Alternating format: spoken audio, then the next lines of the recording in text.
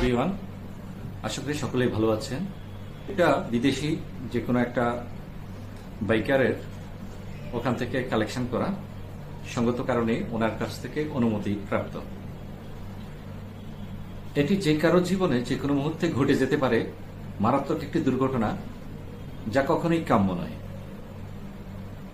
আজকে এই দুর্ঘটনাটা কিভাবে ঘটে, এই দুর্ঘটনার নাম হলো ওবল বা ট্যাঙ্ক স্লিপার। এটা কখন ঘটে, কিভাবে হয়, কি কি কারণে হয়, এই ব্যাপারে বিশদ একটা আলোচনা করার চিন্তা ভাবনা আছে। আশা করি আপনাদের ভালো লাগবে। আর আমার এই টিপসের মাধ্যমে যদি যে কারোর জীবনে এই ধরনের দুর্ঘটনা থেকে পরিত্রাণ পান, সেটাই আমার সার্থকতা। আর যেহেতু মানুষ মাত্রই ভুল ত্রুটি থাকে, যে কোনো রকম আপনারা গঠনমূলক সমালোচনা করবেন অথবা যে কোনো রকম ভুল ত্রুটি থাকলে সংশোধন করে দিবেন। আমিও এখনো শিখছি, আশা করি আমিও সেটা সাদরে গ্রহণ করব। আসুন, এই সমস্যাগুলোকে আমি তিনটি ভাগে ভাগ করেছি। একটা হলো ম্যানমেড, আরেকটা হচ্ছে মেশিন মেড, আরেকটা হচ্ছে রোড কন্ডিশন। যেমন ম্যানমেড কেমন, যেমন আপনি হঠাৎ করে খুব জোরে টান দিলেন, আবার স্পিডটা কমালেন, আবার জোরে একটা টান দিলেন, যেভাবে আপনি হুইলি বা স্টপি যেভাবে যেই পদ্ধতিগুলোতে করেন সেটা, অথবা দেখা যাচ্ছে আপনি চাকার নিচে কোনো একটা উঁচু নিচু কিছু একটা পড়লো, তখনই একটা গতির ভারসাম্যহীনতা কাজ করে। তখনই হ্যান্ডেলে একটা ঝাঁকুনি আসে, সেটা থেকে ইনব্যালেন্স অবস্থায় চলে আসে। এটা হচ্ছে একটা বড় কারণ। তারপরে ম্যানমেড বলতে আরেকটা জিনিস আমি বলবো, যেমন টায়ার প্রেসার আপনি ঠিক মতো রাখলেন না, অনেক কম, অথবা দেখা যাচ্ছে অনেক বেশি। আবার কিছু কিছু জিনিস আছে আপনি অবহেলা করলেন, যেমন ধরেন টায়ার এক পাশ ক্ষয় হয়ে গেল, আনইভেন হয়ে গেল।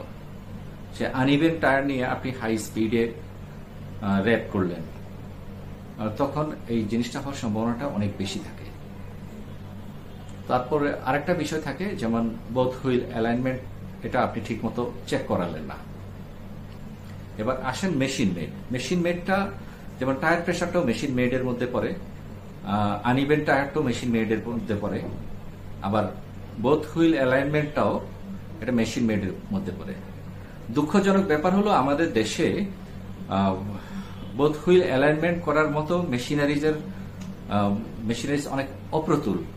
এটা অনেকে সেভাবে যে চেক করবে সেই জিনিসটা পারে না, যার কারণে কোন রকম দেখে দিয়ে বলে যে না ঠিক আছে আপনি চলে যান।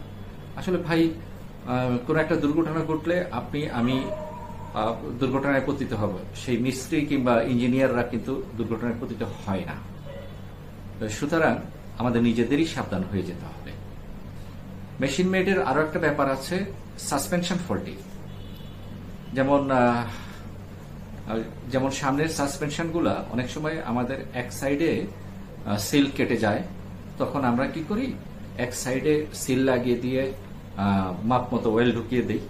আরেকটা পাশ যে অয়েল কমে গেল কোনো কারণে, অথবা ভ্যাপোরেট হলো কোনো কারণে, সেটা কমে গেল, তো হলো কি এক পাশে আপনার অয়েল কম, আরেক পাশে বেশি, তাহলে নিশ্চয়ই সেটা দুই পাশে অ্যাকুরেটলি ব্যালেন্সিং করবে না। এটা হওয়াটাই স্বাভাবিক। এগুলা হয় কি, আপনি যখন ফার্স্ট রাইড করেন, অনেক হাই রেভে চলছেন, তখনই এই ছোট ছোট জিনিসগুলা আপনাকে একটা বড় ধরনের মূল্য পরিশোধ করতে হয়। সুতরাং সাবধান থাকুন। আর আরেকটা ব্যাপার আছে, যেমন মোটরসাইকেলের যে ঘাড়ের বল রেসারটা অনেক সময় আমরা ঠিক মতো চেক করি না, কারণ আমরা সিটি রাইড করি, লো স্পিডে সিটি রাইড করি, তখন আমাদের মনে হয় যে ঠিকই আছে। যখন আমরা হাইওয়েতে যাই, হাইওয়েতে গেলে আমরা তখনই বুঝতে পারি হাই স্পিডে এগুলা আমাদেরকে ভোগায়। সুতরাং হাইওয়েতে যাওয়ার আগে অবশ্যই নিজে দাঁড়িয়ে থেকে আমি যেই কথাগুলো বলছি সেই জিনিসগুলো এনশিওর করবেন।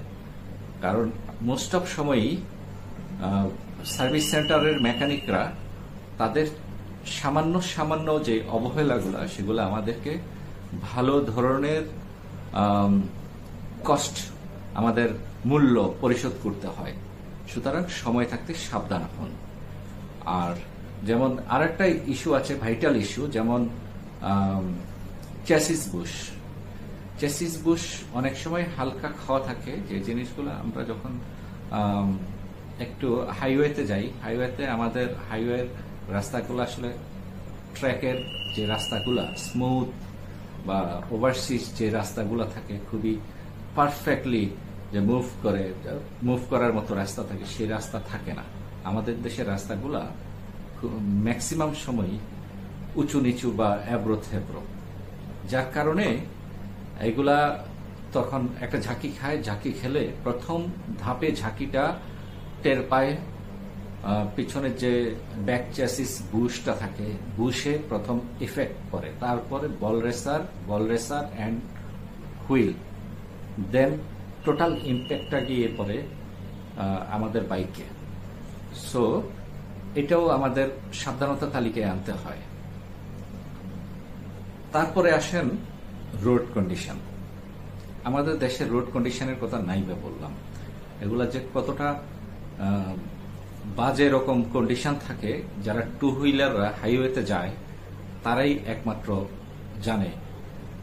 একটুখানি অবহেলা বা একটুখানি অন্যমনস্কতা আমাদেরকে কতখানি ভোগায়, সেটা